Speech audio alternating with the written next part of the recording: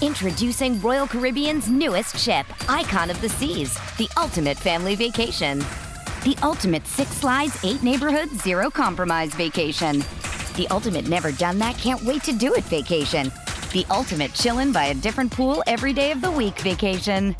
This is the Icon of vacations. Icon of the Seas, arriving in 2024. Book today. Come seek the Royal Caribbean. Ships Registry, Bahamas.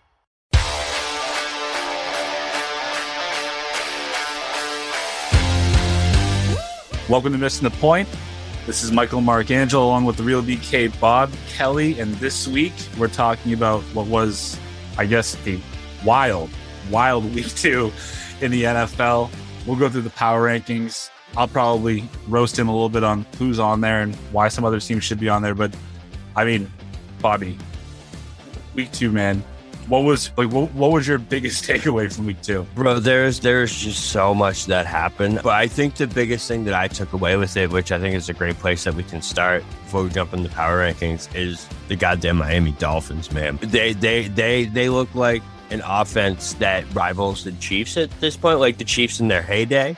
Yeah. Just with the speed that they have on the outside. I don't think I've ever seen 2 wide receivers like Waddle and Hill just absolutely burn people left and right like they were. Like that might be the fastest wide receiver core I've ever seen in my life. That was an unbelievable 15 minutes of football. It was insane. I mean, you know how much I truly hate doing this, but I told you so.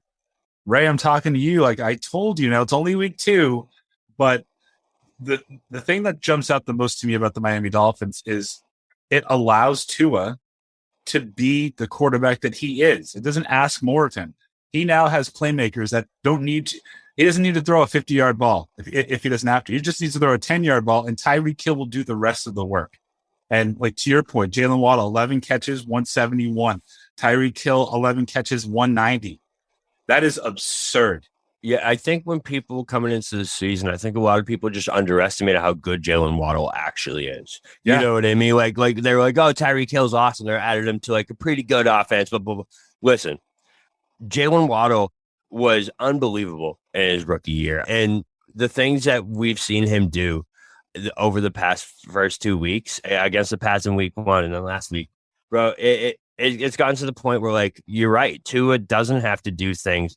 But when he does, I'll tell you what, it's a hell of a lot easier to do them when the guy's running wide open downfield. You know, when the guy's running by himself 55 yards downfield, it's a hell of a lot easier to make that throw. And that's what was happening all day long on Sunday. Yeah. It was unbelievable. And go ahead. What's the craziest part about this is this was against the Ravens. Yeah. This is a well-coached, often top-ranked defense. And they were down 21 points, and they came roaring back to complete the comeback. And it wasn't like, I mean, Tua, I think he went, 35 of 50 for like 470 yards and six touchdowns. Yeah. 2 picks, and not for nothing, but Lamar, who I've always been a critic of, 21 of 29 for 318 and 3 touchdowns. That's perfect passer rating, 142.6. That is I thought that was 153 point something. Oh, I think you're right. I think I just made that up. It was perfect. It was perfect at one point through the game. I saw it and like knew that he was perfect at one point through the game and was like, yeah, no, that must be perfect. All right, no matter what he finishes with, it's perfect. No, but what's great? So the Lamar, I don't see this as that much of a blemish on Baltimore as a lot of people do. I think that was like a big conversation that we've been having, and like, guys, I'm sorry, but like when you are already on a backup defense and you have to be running around trying to chase Tyreek Hill and Jalen Waddle all goddamn day, guess what? Yeah. By the fourth quarter, you're gonna be toast, just done, man, just done. And it was so obvious of that on Lamar, man. It was unbelievable to see the passer kind of evolve in him, right? Isn't that what we've got? Like he's Lamar. He was 9 of 119 on the ground for a touchdown, and that one run he had was unbelievable, right? But but to see him evolve from, a running quarterback who, is sometimes forced to throw to a dude who is a weapon in the passing game now. Yeah. And that's what it looked like on Sunday. Yeah, I mean, I listen, the guy's already a league MVP. So I have no doubts that he can be the most valuable player on a team to get them to the playoffs. Until I'm proven wrong, though, I'm still going to stand by the fact that I don't as we've seen him, I don't know that for some reason, what he does in the regular season does not translate to the postseason. Yeah. For whatever reason. And you can't argue that until he does it. So right. I agree with that point 100%. But I think Lamar, based off this performance that we saw, I'm more more positive on Lamar than I was coming into this game. Yeah. As the Ravens defense, that was a mess at the end. But again, I think by the end of the season, we're not going to be looking at this as a mess. We're going to be looking at it as like, holy shit. The Dolphins are really good. I mean, I think already, though, to your point, this is more of a you should be talking more about the Miami Dolphins win as opposed to the Baltimore Ravens loss. Agreed. Yep. I mean, because everything had to go right for the Dolphins, but just again, that stat line, you had two receivers were responsible for 21 catches and 360 yards. And 4 touchdowns. It's ridiculous. Ridiculous. Any other standout games that you want to kind of go over before we get into your highly controversial power rankings? That controversial, but the Cardinals game, that was just insane, man. Listen, I'm on record multiple times on this podcast of being a Cardinal hater. I'm a Cliff Kingsbury hater. It seems like the team's a mess. They're never well prepared. It kind of seems like Kyler doesn't give a shit half the time. Like he's making a comeback and he's just kind of like chilling on the bench. You're like, bro, shouldn't you be like? But anyway, I don't know. I thought I was being like proven right in that first half, man, because they look really bad for the first 3 or for the first, how many quarters is that? 6 quarters of their season. They looked awful. And then all of a sudden they just turned it on and Kyler turned into superhuman for the second half. It was absurd, man. Absurd. I mean, again, another team that erased a 20-point deficit. They're down 20-0 at halftime. And then all of a sudden, all hell breaks loose for Vegas. And you have, when you make the trade last year to get yourself a really good tight end, like the Cardinals thought that they did with Zach Ertz, this is a game that really pays off. I mean, he goes 8 for 75. Like that's what you need from him every single game, especially while Hopkins is serving his suspension. But I thought Kyler looked great in the second half. And I don't know what his second half stats were, but to quote you or to use one of your lines, it's the eye test. You could just tell in the second half that it would take a monumental effort to stop him from leading his team to victory, and they couldn't do it. Yeah, there's I forget when it was, but there was a play where he obviously did his Kyler thing. He's running around and he completed a 30-yard pass to AJ Green, and I was just like, is he really gonna do this? Is this really gonna happen? Then that 2-point conversion, man, was one of the most insane football plays I've literally. So those Madden videos that a trend sometimes where it's like I'm throwing my Madden away because someone will go up to score a touchdown, turn around at the 1 yard, then run all the way back to the 1, and then go all the way and score again. And it's like, bro, that's literally what it looked like Kyler was doing. Have you ever seen anything like that in your life? I've never seen a 2-point conversion play take 60 seconds only for him just to run it in himself.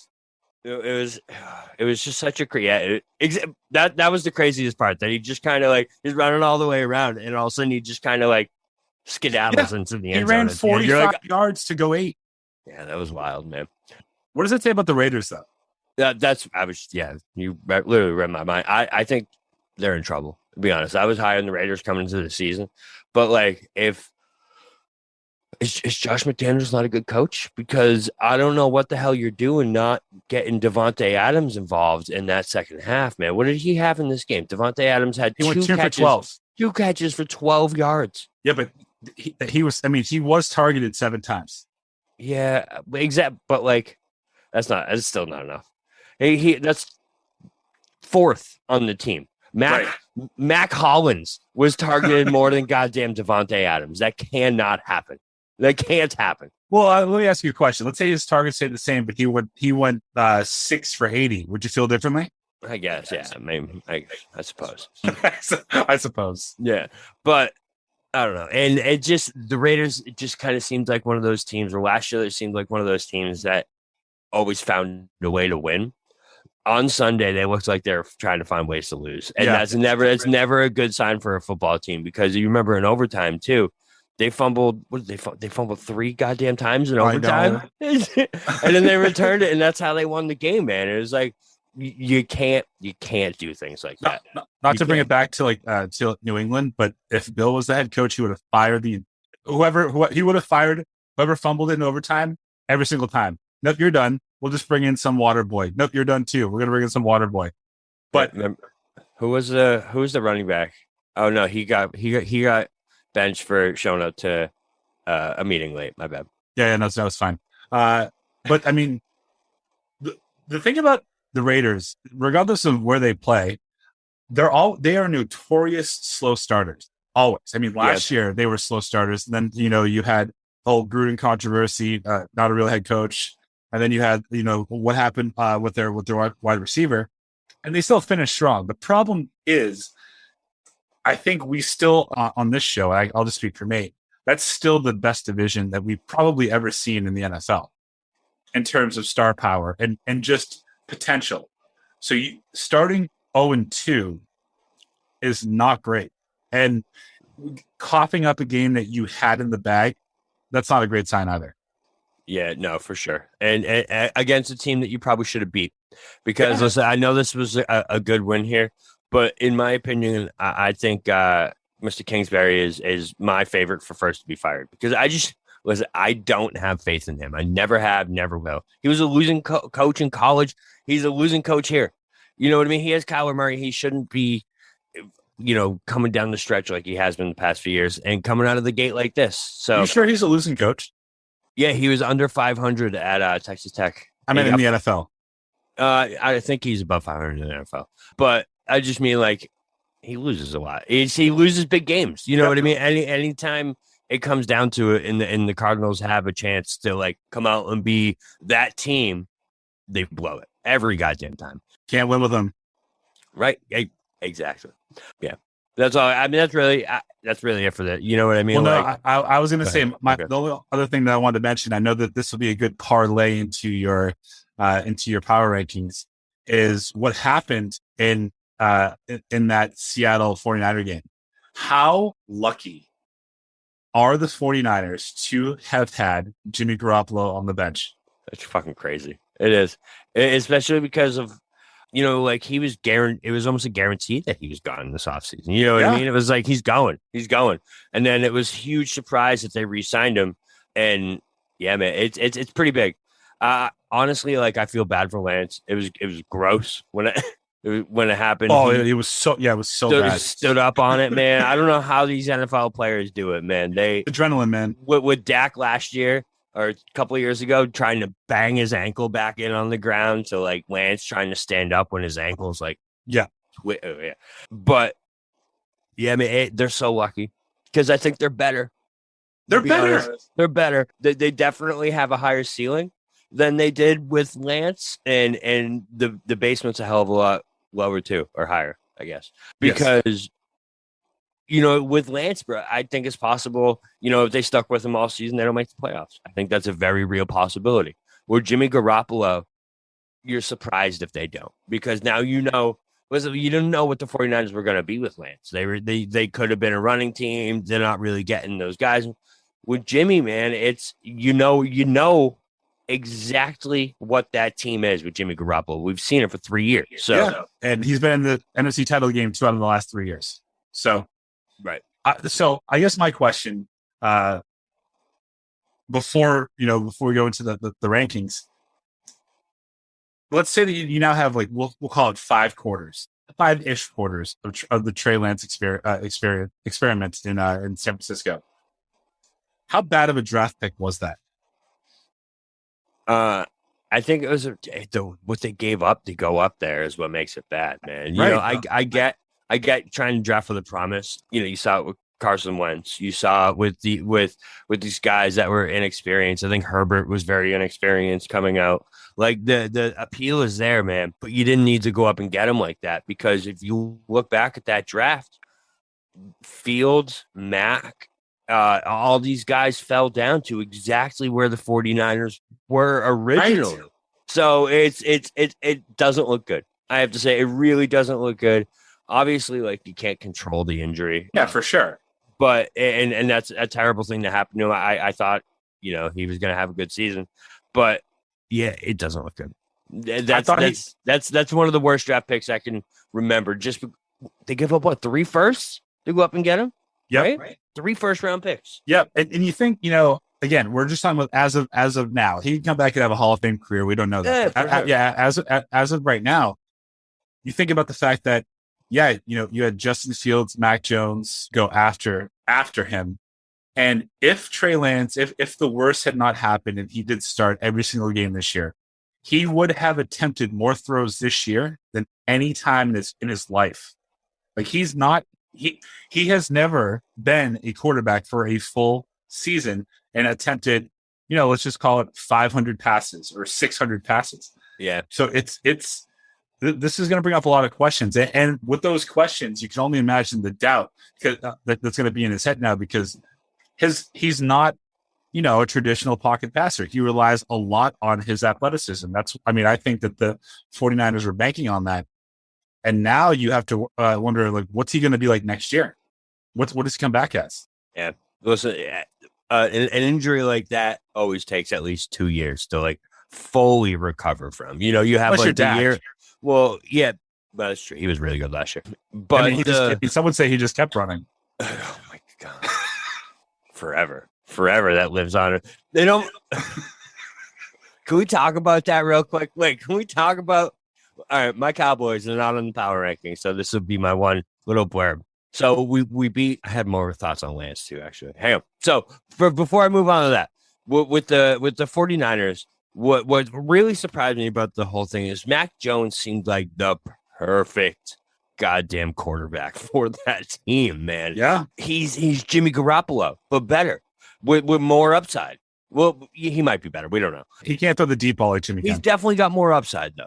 You know, in his game and in his career, he definitely has, and it just seemed like that was a solid fit, and that's what I thought was going to happen. That was the rumor of what was going to happen, was they love Mac Jones, and for them to go up and get Lance, I don't know, that whole thing just drives crazy. Before we talk about the your boys beating the AFC champions, the one thing that I'll say, I'll just repeat that I said when we drafted him. My big fear about drafting a quarterback out of Alabama is you've already seen them at their best, because that Alabama program gets them to their peak.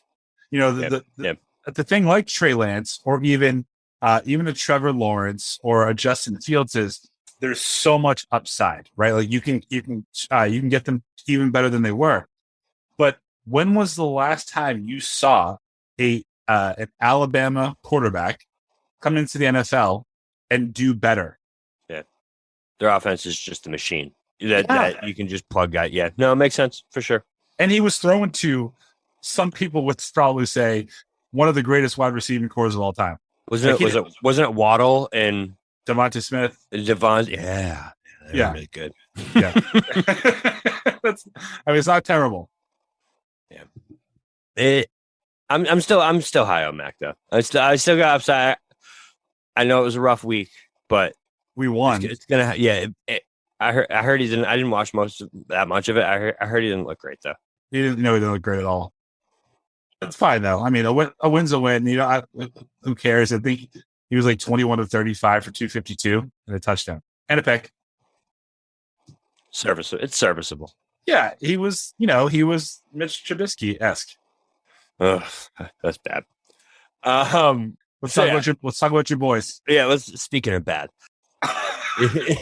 Well, but let's preface by saying that in week 1, you were begging your offensive coordinator to just run a consistent offense and let them run the plays that they know how to run and they excel at. What did they do? What did Kellen Moore do in week 2? He did that. Exactly that. Fucking exactly that. And do you see what happened? Do you see what fucking happened? It's unfathomable that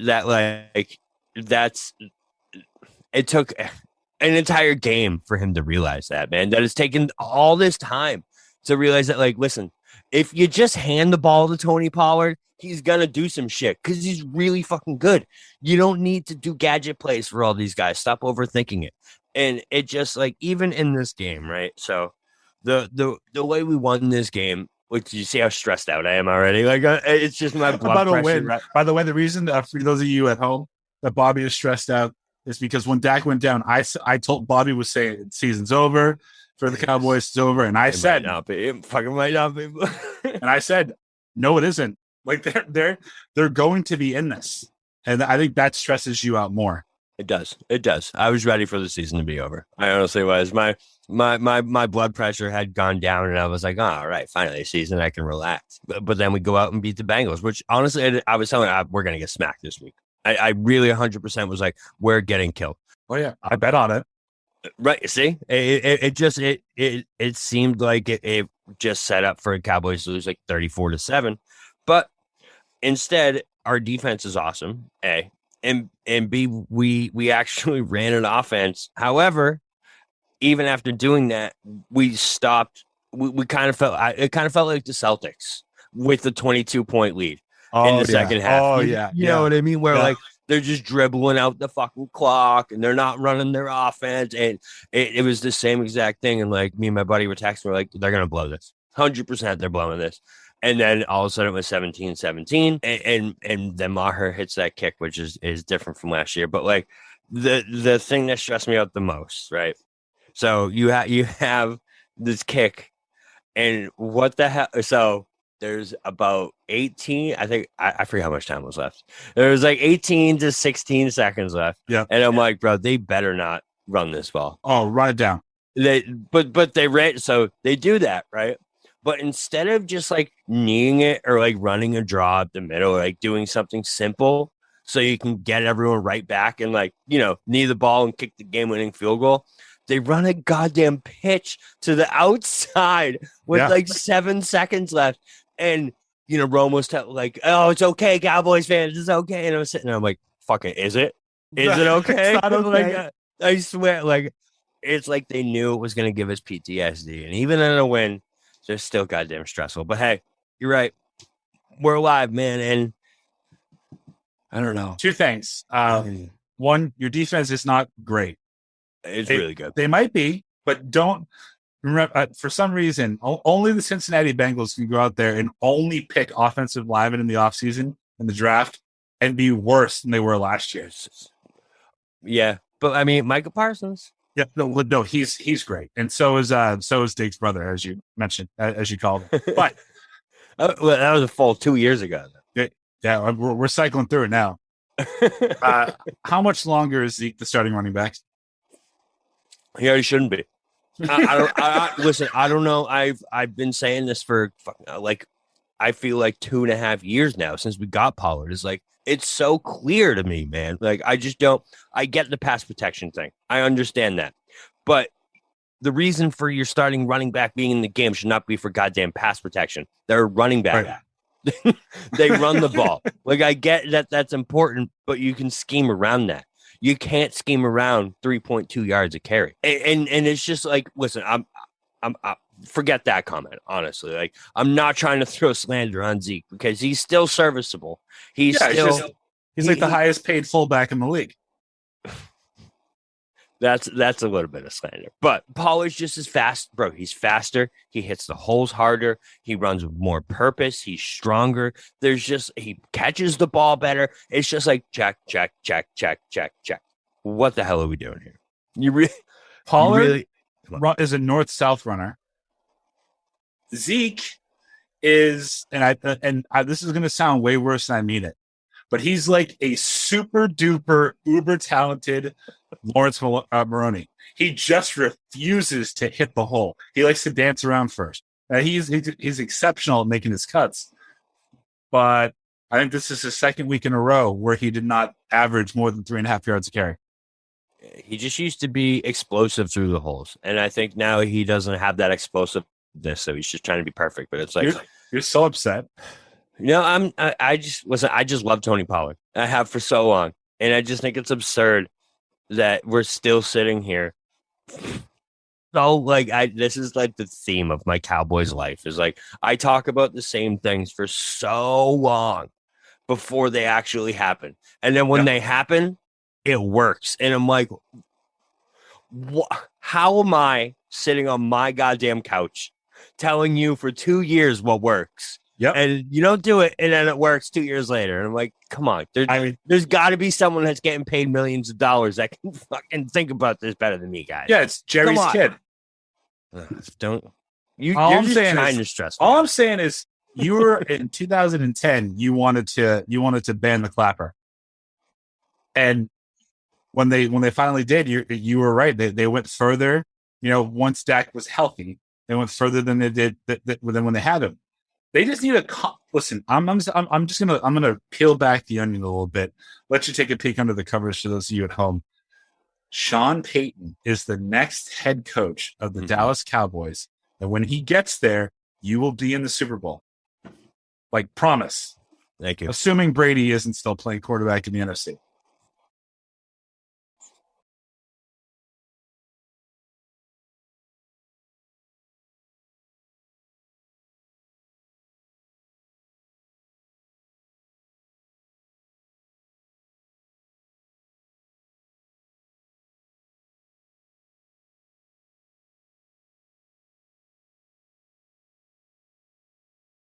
What's so weird about the Garrett thing is like, or frustrating, not even weird, frustrating, is we had a coach who does nothing, right? And that's what pissed me off about him. He's like, bro, what do you do? Tell me what you do besides clap. That's it. Tell me what Mike McCarthy does. I guess now he calls plays. This past week was the first time I saw him actually doing things that was like conducive to winning on a Sunday. Here's what I'll tell you, Bobby, as an outside perspective. The clapper, Jason Garrett, never won you a game. But Mike McCarthy will most certainly lose you one. And you've seen it. That's a fact. All right, let's move on to bigger and better things. I thought you were going to try and make me feel better for a second. No, you were just trying to make me feel fucking worse. DK. So. That's DK. Yeah, thanks, that's not me. Appreciate you. You're welcome. You want to go through your power rankings? Yeah. All right, 10-1. So we'll start. We'll go 10-1. Yeah. I just had to exit out of it because my goddamn headphones started playing things in my ear. So I'll just before I get into it. So this week I asked, where did that message go? You asked who should be in the number 10 spot. You asked our entire podcast.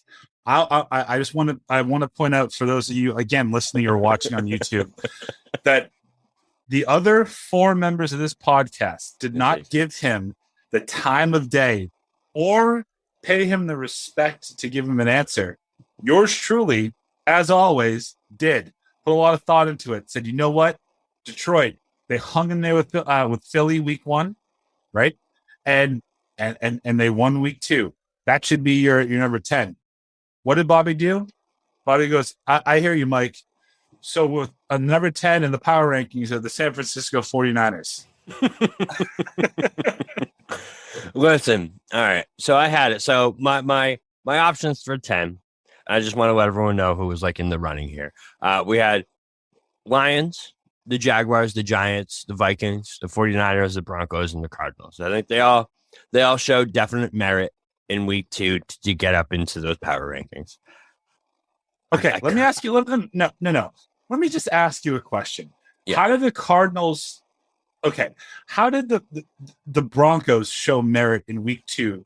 They beat the team that you believe is quite possibly the worst fucking team that we could ever see. They have a real shot of going 0-17. So actually, they beat them by 7. Yeah, so you're right. They didn't. The Broncos definitely didn't show merit. The Broncos have merit from their talent that's on the team. Sure. All right. So you're right. The Broncos look awful the first 2 weeks of the season. So that's why they're not hearing it. But listen, I like the Lions a lot. I really do. And like I put them there. I did. But the original copy of the power rankings, it's like the version that no one ever sees, has the Lions on number 10. But I just looked at it. I looked at it and I was like, I'm not ready for that. I'm not ready to put him there. I'm very high in the Lions. I'm with you. I just need to see a little more. I need to see a little more than I get you hung in there with the Eagles, but I was like a lot of garbage time. And the Commanders came back on you. Carson Wentz almost came back on you. Oh, so they're getting penalized for almost. No, they're not getting penalized. They're not getting. It's just I want to make sure it's not still the Lions before that. I call them a top 10. Well, they're definitely still the Lions too. But in that grouping, you had the Lions, the Jaguars. I didn't pick them. Right. I wanted to pick the Jaguars really bad, though. Really? And so they deserve to be there for beating the Colts, who just. I told you again, Matt Ryan they're sucks. Garbage. He's got nothing. He has nothing left. And for what it's worth, like I was rooting hard for the Jaguars in that game. Too. Bet them hard too. I said that they were going to blow the doors off the Colts. Didn't know it was going to be 24-0. But if you think about the fact that you those two were 2 out of the 4 teams that you were thinking to put in your top 10 in the NFL, like that's number 10. That's pretty wild. Yeah, it's fun. It's fun. It really is. And even the next team, the Giants. You know what I mean? The Giants being up there, same thing. I'm not ready for them yet. It's one of those things where, like, no, that's too shallow. I can't use that reference. Well, has there ever been a worse 2-0 team besides the 2019 New England Patriots, aside from the New York Giants? I think this Giants team gives them a run for their money. The Bears of 2 years ago or last year. Yeah, I guess so. Right. That's up there. I think the Bears ended up being almost 5-0. Weren't they 5-0? It just feels like the Giants, like they believe in Dayball. Like they've bought in. I don't know if Daniel Jones will ever be great, whatever. But if you can keep Saquon healthy, then you have a shot. Like you have a real chance. They look like one of those teams that just finds a way. You know what I mean? Like they're not gonna play good every Sunday. Guaranteed. They're gonna play like shit most Sundays. But when it comes down to it, it's going to be like 19-16, 23-21 going into that fourth quarter. And they're always going to be right there. So that's why they had a chance being there. But again, Daniel Jones cannot make the top 10 just yet. No. Can't do it. No. They kind of feel like the 2011, 2007 Giants where they're not going to win 12 games, but you probably don't want to play them if they get into the playoffs. Yeah, I think they have a chance. I mean, in that NFC East, like who knows what the Cowboys are going to be. Eagles are really good. We'll get to them. But like you never know what's going to happen in that division. So I think there's a chance. The other ones I considered the Cardinals because of the comeback. But again, I actually think they stink. I couldn't put them in there. Broncos because of the talent. And then, you know, the Vikings were chalked in going into Monday night, bro. It's in Kirk Cousins just shit his pants on national TV again. You know, he is 2-42 in primetime games in his career or something like that. No, it's not that. I'm pretty sure he's 5-20. 5-20. All right, whatever. Yeah. I saw it was like, I don't know. Perfect. It's a perfect game. 2 for 42. 2 for 42. 2 for 42. Okay. That was one of the worst quarterback games I've ever seen in my life. That was really bad. What did you expect? That, but there's multiple plays, man, where Jefferson was fucking running by himself, where they ran the correct play to get him open for a touch. There was one where he leaked out of the backfield on a wheel route and he was wide open. There was the play before the interception, the Slay in the end zone. He was on a slant, wide open over the middle for a touchdown. Cousin dumped it down, injected down both times, and then threw a pick the next play. Both times.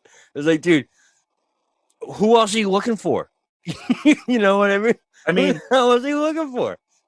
What's so crazy is you just mentioned like 3 times that they should have targeted Jefferson and they didn't. And he still had 12 targets in that game. I think he caught 6 for 48. Yeah. But the times that they didn't look at him, he was wide open. Yeah. Wide open. And Kurt just didn't trust himself to get the ball there. Yeah, man. He really, and you saw it early. You knew he was. Yeah. I mean, essentially, once the lights turned on, you knew that it was over. Oh, by the way, Jalen Hurts is a problem.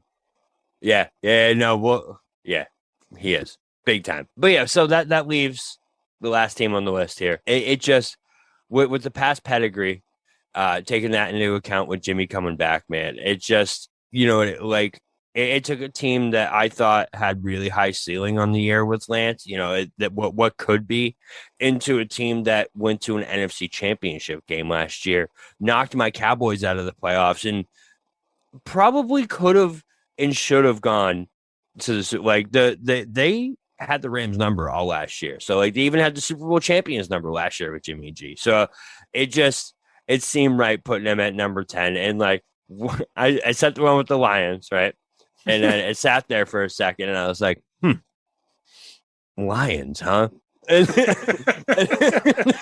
that can't be right. That cannot be right. And then I deleted it and put the 49ers and resent it. It was like, that looks much better. So that's how they got number 10. It's just the pedigree's there, man. It's been proven with Jimmy G. Number 9, the Green Bay Packers, dude. I'm sorry. Why? Tell me. Okay. I need you to tell me why the Packers are better than the Giants. Aside from how fucking ridiculous that statement sounds, this year, how are they better? Bro. I don't even have to answer that, do I? You do.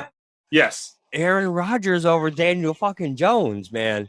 Okay, what about the other 52 players? It doesn't matter. That's a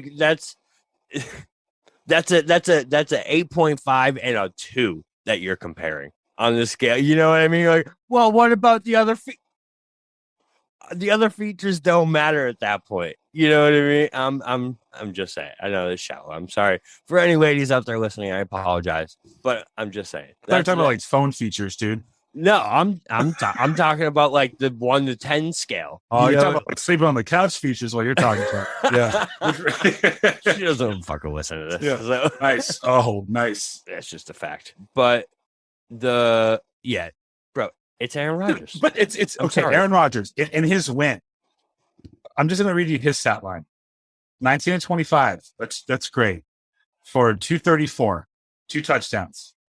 His receiving core is Sammy Watkins, Aaron Jones, who's a running back, Randall Cobb, who's 116 years old, Romeo Doubs, Alan Lazard, Robert Tonyan. I mean, they're just... I promise you can... I hope that you hold this against me for as long as we do this, if I'm wrong. Aaron Rodgers will never develop younger wide receivers that were not a top 10 pick. He won't. And he's just not that guy. He isn't. So I know why the pedigree and it's Aaron Rodgers, but I don't know, man. It sounds like you were kind of dipping into his offseason routine when you put him ahead of the Giants. By the way, I love how much that comes up just casually now whenever he's on the field or involved in anything. They're like, right. Well, you must be tripping balls then, he's on ayahuasca. But it really is just the Aaron Rodgers pedigree, man. And the fact that he's not playing his best ball and he hasn't developed this core yet and he's not throwing 4 touchdowns and they still can look that good because they look pretty good. And Aaron Jones and AJ Dillon are a problem. So it just watching that game on Sunday, it felt like the Packers were back, and just based off the other teams that I was picking between, they had that up of Aaron Rodgers over all of them. So, okay. All right. So we have number 10, 49ers, number 9, Green Bay Packers. Who's in your number 8 slot? So I feel like this could be controversial. I'm not really sure. Could be. But I have the Ravens at number 8. I'm not racking them as much as everyone was for this past week. We already said it. That's one of the vastest and most skilled wide receiver cores I've ever seen put together in my life. Even as you go down the list, like Chase Edmonds coming out of the backfield, like there's so many different weapons on that offense in Miami, and they still have Lamar Jackson, man. I think this is a Lamar season.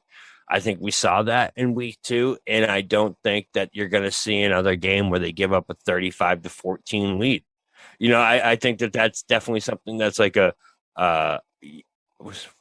anomaly in the season, and they're not going to be that team. They've too good of a coach, too good of a quarterback, and good weapons on offense. So I'm high on the Ravens. If Lamar can be Lamar and stay healthy, I think a top 3 MVP is like chalk at this point. I think it's almost guaranteed. If Lamar's healthy for all the games, he's top 3 MVP.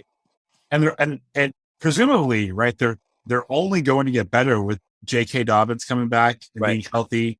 It feels like Lamar and Bateman have figured it out, and that's going to be a top connection. Listen, it's hard. First of all, I admire the fact that he's representing himself. He wants a big contract. I think he turned down a lot of money, and I think he's playing up. I hope it works out well for him.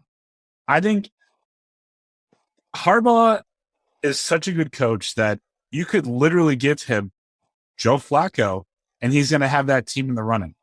But Lamar is just exceptional, and I think he proved it in this game. Even in an L, like he was almost perfect. Yeah, Rayshawn was saying like I don't know if he's going to get, bro. Lamar Jackson is going to get his dough, and I'm like 99% sure it's going to be from the Ravens, because how stupid it better be. That's what I mean. Like it better be, man. If you know who's number 1 on his list? The Patriots for sure. No, who? Miami. Yeah, fair. And that would be terrible. That would be. It's. Imagine that. It's Miami, Philly, and then there was one other team. And by the way, those first 2 options are not good for either one of us on this podcast. No. But yeah, he's gonna get paid. So like Lamar is a one of a. He might not be one of a kind anymore. We'll get to that in a little bit. But yeah, he's unbelievable, man. And as long as Lamar is healthy and this team is showing that promise on offense, they're going to be in this top 10. So, number 7, I think the team that beat the last team you just mentioned. Yeah, their first appearance this year in the power rankings, Miami Dolphins. I couldn't put them higher than this just because of Tua. You know what I mean? That just still holds them back a little bit compared to the teams above them. He threw for 6 touchdowns. I get it. Listen, like, shame me for wanting a little bit more proof after a year and a half of being shitty than one good week. Being shitty? Didn't he lead his team to 7 straight victories last year? Yeah, but it was when you watch him play quarterback, there's a lot missing most of the time. That was the best game I've seen from Tua by far. That was the Tua that we were promised coming out, where he's making these throws on a dime. He's extending plays. There was that one spin move play that he had that was like, bro, that's the Tua that I remember from Alabama, from that national championship game. Like, that's the Tua I remember, not the one from this past year. So I just need a little more time, but that wide receiver core is trouble for anyone at any time, man. I honestly, like, if you think about the best wide receiver cores ever, so you have like Randy Moss and Chris Carter, you have I don't know, Jerry Rice and Tim Brown was the next one that came. Or Jerry Rice and Terrell Owens. Right? Randy Moss and Wes Welker. I'm gonna put that up there. They're one of them. Yeah, they were really good that year. I mean, almost perfect. You just, that's fair. You just go down the list, man.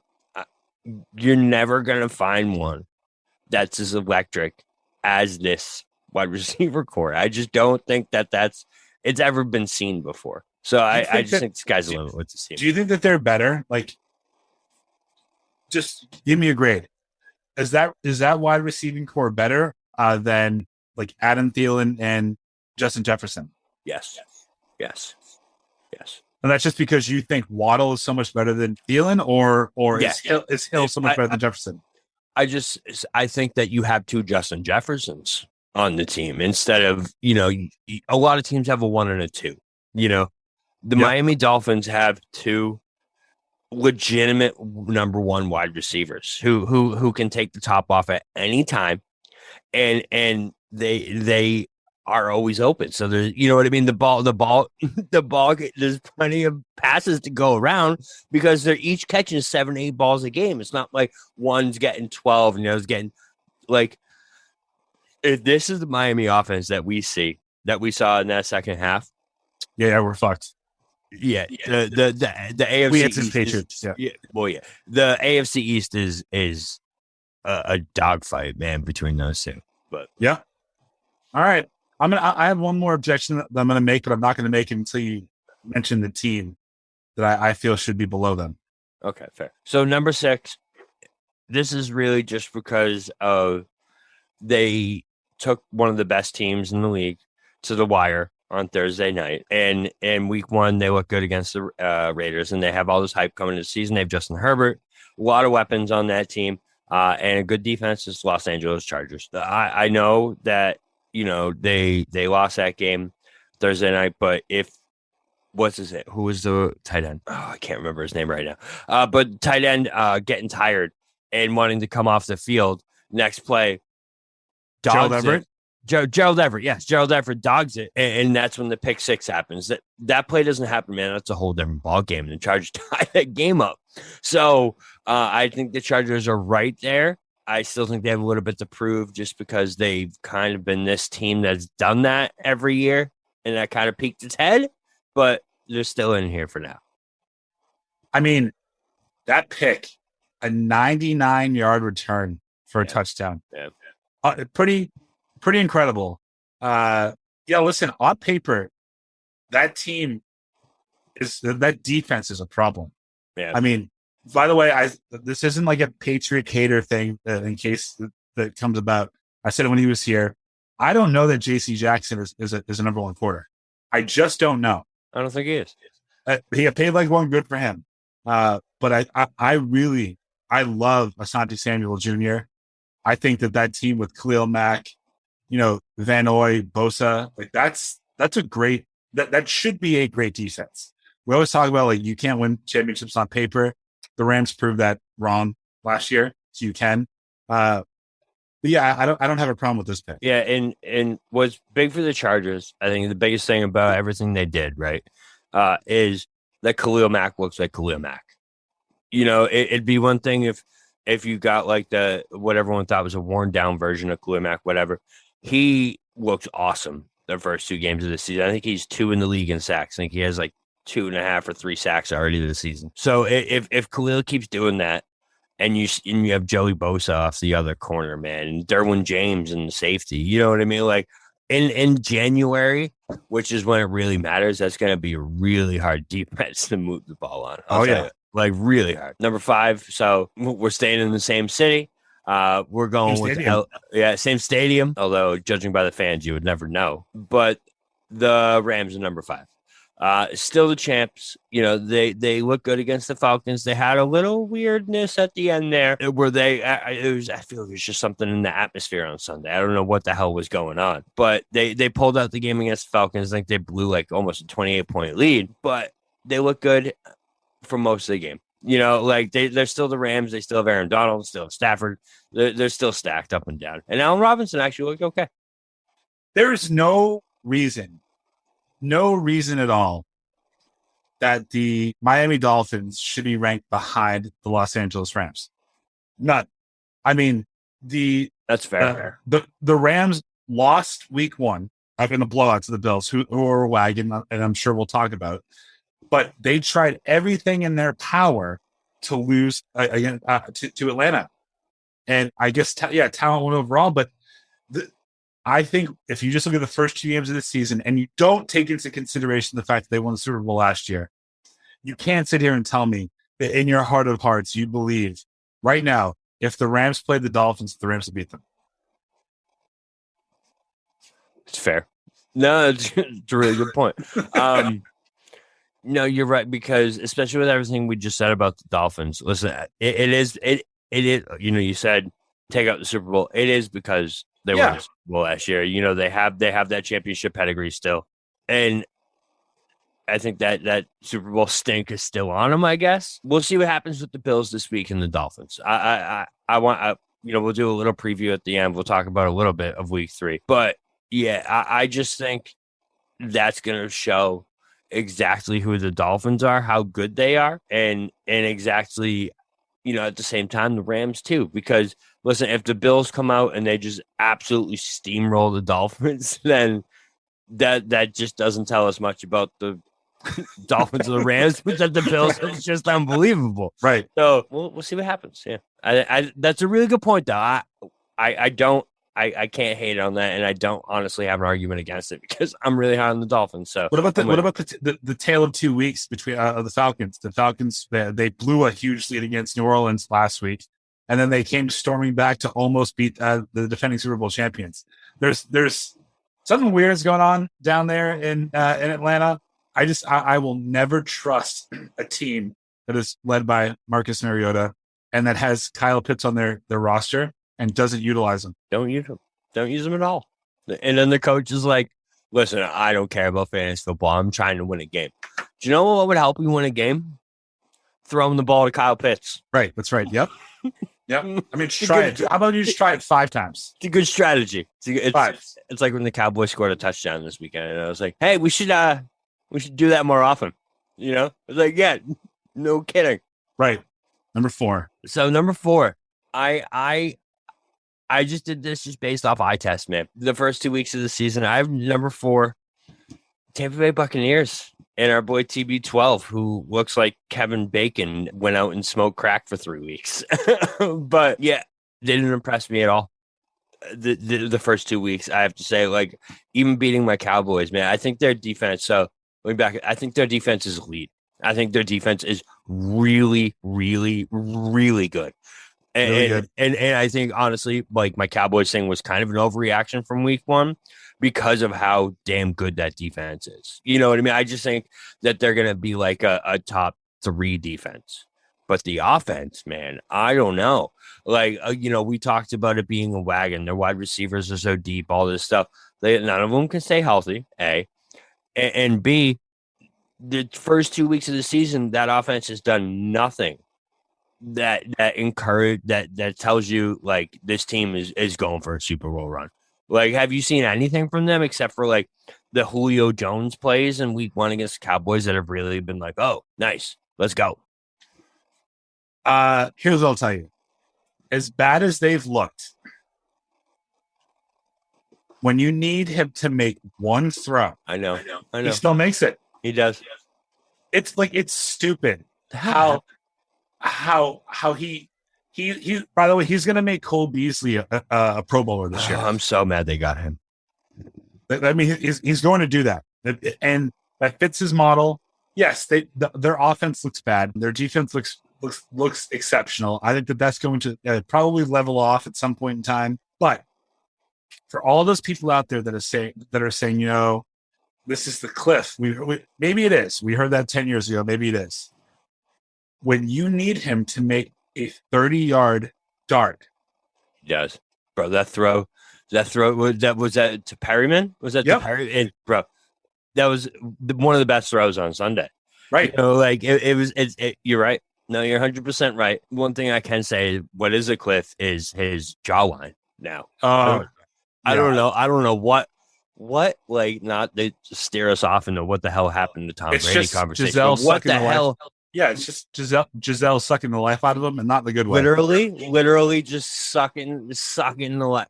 I think he got a bunch of work done or something. You know what I mean? Do you, Bobby? You think so? It looks like a really bad cheek job, bro. It's like, bro, your cheek job makes Tara Reid's boob job look exceptional.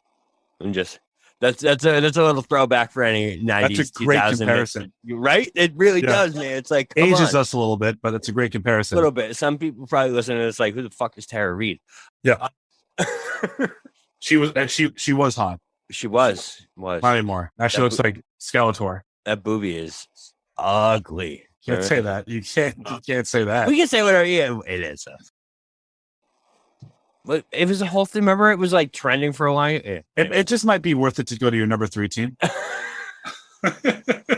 You've done that to me too many times. Yeah. So number 3, I put them ahead just because of the eye test, man. Like I said, they are electric. Their quarterback is possibly the only rival to Lamar Jackson when it comes to athleticism in the NFL. Philadelphia Eagles, man. It pains me to put him this high because listen, you know as much as anyone, I hate the Eagles so much, like so much. I hate the Eagles. Like it.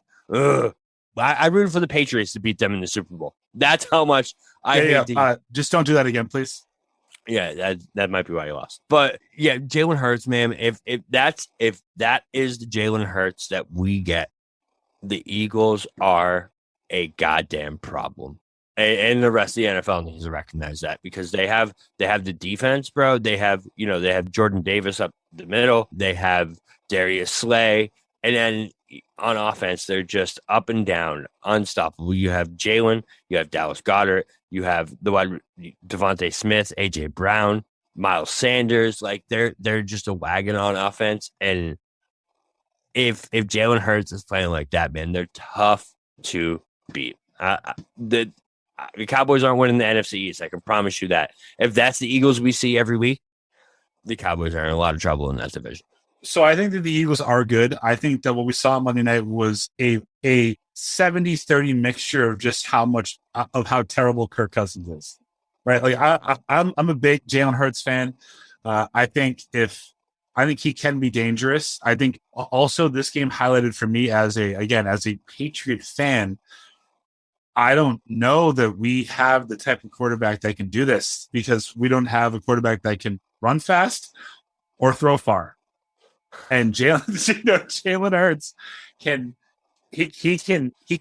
extend plays, and when you surround him with players like you mentioned, Dallas Goedert, Devontae Smith, AJ Brown, and then your running backs again are Miles Sanders, you're pretty good. They're going to be there with the Cowboys at the end. So what's great is like what 100% they will be. They're going to be better than the Cowboys. If you're asking me, shocker, they're going to be better than the Cowboys because listen, when it's still so two things. It's crazy to me that NFL teams can look at what wins, right, and look at how teams get successful and still not think that surrounding your quarterback with the best possible weapons that you can possibly afford is not a great idea. It blows my mind that people think that they can take an Amari Cooper, just for some random example, trade him for a 5th round pick and not replace him, and it's going to be okay. For a team to lose Tom Brady and think that you can replace him with a Cam Newton, or the Packers cannot have Devontae Adams and it'd be okay. Like it just blows my mind. And when you see a guy like AJ Brown go from the Titans, who were the 1 seed, and go to the Eagles and turn them into a juggernaut offense all of a sudden. And now that the Titans can barely goddamn move the ball, is like, guys, what more do you need to see that when you want to win and you want to do these things, you gotta go get guys for your quarterback. Because it gives them so much more confidence in like what they're doing and how they run the offense. They don't have to think about who's outside, who's doing this, who's doing that. No, it's goddamn AJ Brown running over the top. I'm just going to throw it 80 yards and he's going to catch it. Cool. Like it's such a different mindset, man. And our two teams specifically go through this, and it's just like, man. No, your team's always done a pretty good job of developing skill position players. Yeah, you've been in skill position hell for years. Well, yeah, maybe. But what I would say is that when the wells run dry up here in New England, he just goes out and spends $100 million on 4 75s instead of 100.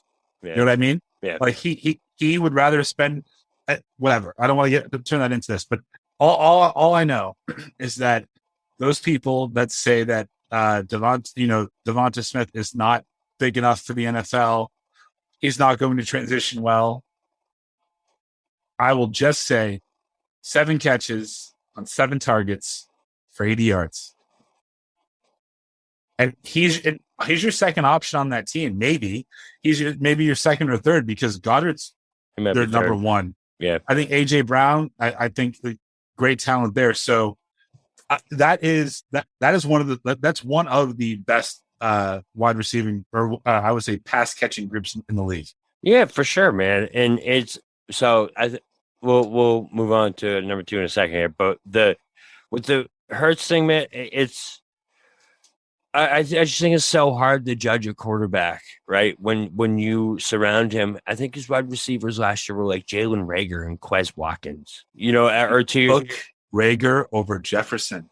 Yeah, that's still crazy. And then traded him to the Vikings. But it's so crazy that like you sit here and like try and judge a quarterback on this, right? And then when you see what they look like when you give them studs, right? It's night and day, man. And it's so evident by this team. But yeah, anyways, Eagles are number 3 just because of that upside. Like I said, the offense and Hurts looking like this with weapons around him is a different quarterback than when he was throwing to no one, in my opinion. So, 2, these top 2 teams are probably going to remain the same for a long time. I mean, I guess we'll see what happens this week with the Bills. But number 2 is the Kansas City Chiefs. They look good on Thursday against the Chargers. I mean, what the hell else can you say? You know what I mean? Like Patrick Mahomes is Patrick Mahomes, bro. It comes down to that. And like everything literally the last 5 minutes of this podcast don't matter when it comes to Patrick Mahomes. Oh, you think that you can like go with Tyreek Hill and you can still be 2-0? Yeah, no, we can. That's fine. We're good. It's fine.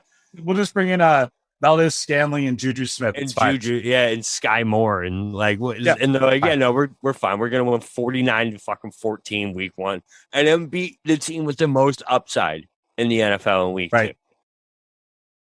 Yeah.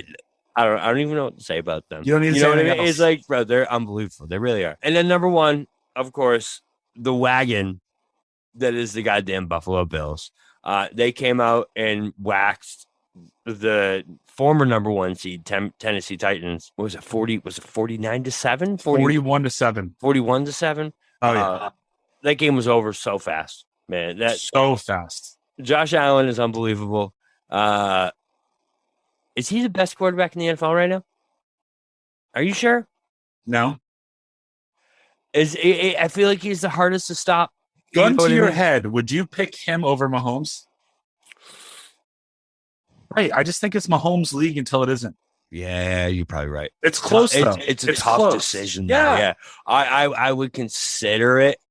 But if it's one game to win, I guess I would still take Mahomes. Yeah. But that's 1-2, right? Those are the 2 guys, man. Yeah. Josh Allen, the thing that kills, that is a little more scary with Josh Allen and how good he is, man, is how big he is. When he's running downhill, it's like a goddamn linebacker, right? Like you can see it in the defense. They're like, oh shit. Yeah. Like he never gets tackled backwards. I've never ever seen him get like hit back. It's always going forward. He always picks up the next. So I was going to tell you the reason why I would always pick Mahomes over him so far was because there was one time in this game where Josh Allen was under pressure, and he looked like he was going to be taken down, and every quarterback in the league knows to just fall and keep and keep the ball under control, and he just tosses it. That's what he does. No, you're right. You're right. Yeah, I literally knew exactly where, because he does like that fucking that shit. Yeah. Yeah, he's like Brett Favre without the dick pics. Yeah, and without the highway or the grand larceny. Yeah, but the Bills are they're a fucking wagon. They are a wagon. And let me tell you, as a fan of a team that is in the same division, it has become very apparent that it is the Bills division until they don't want it to be anymore. Yeah, because they beat the bag off of the Super Bowl champions. Then they come out and they beat the bag off of the number 1 seed in the AFC last year.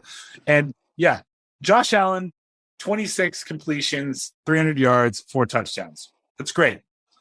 The real problem, though, is that who he's going to throw to. Yeah. I know who he's going to throw to. Stevie Wonder knows who he's going to throw to. we all know they threw to Stephon Diggs 15 times out of his 38 attempts, 12 completions, 148 yards, 3 touchdowns. It's unbelievable. You can't do that. You can't do that. Yeah, man. Listen, there's a reason why I called him Stephon Diggs' brother, because he's just that goddamn good, man. It's like the craziest part about all this is like their number 2, Gabriel Davis, was out for this game. He wasn't even in there, man. And they just gave Diggs all of his all the time, just every target that goes to Davis. Yeah, but like they even bringing up Isaiah McKenzie's pretty good. Dawson, like they just got guys, man, and yeah, they're gonna be tough to beat. And even bigger pickup than anything else in the offseason was Von Miller, man. Like yes, like we talked about him last year when he went to the Rams. He might be washed up. He might be this, blah blah blah, bro.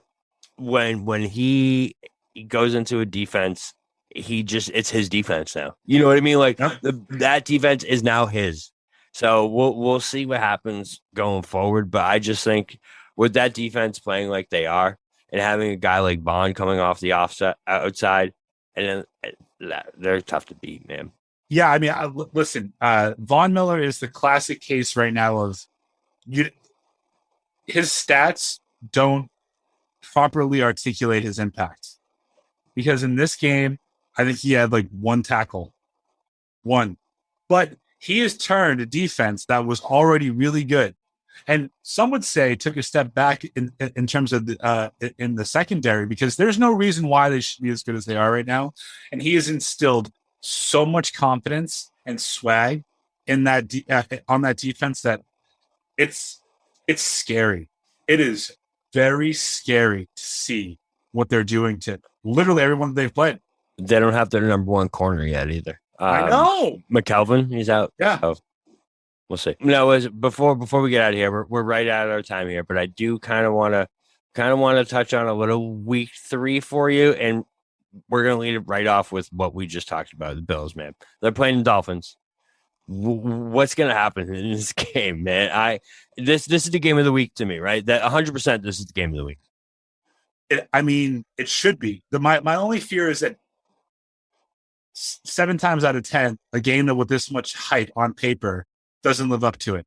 I mean, Tua is like 60 of 80 for 740 yards, 7 touchdowns this year. But Tyreek Hill, I mean, already has almost 300 yards receiving.